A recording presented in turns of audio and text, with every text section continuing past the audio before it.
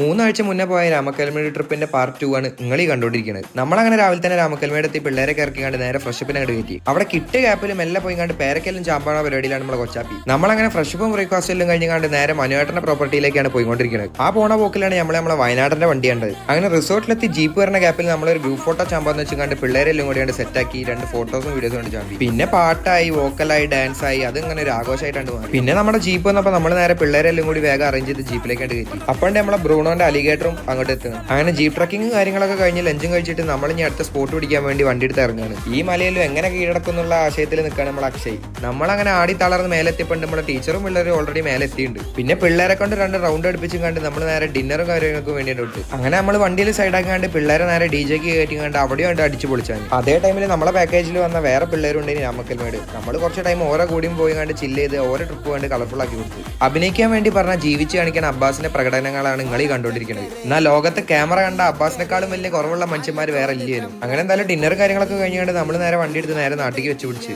രാവിലെ അങ്ങനെ പിള്ളേർ ഇറക്കി കണ്ട് അടുത്ത ദൗത്യത്തിനുള്ള യാത്രയിലാണ്. അപ്പോൾ ഓക്കെ ബൈ, ഇത്രയുള്ളൂ.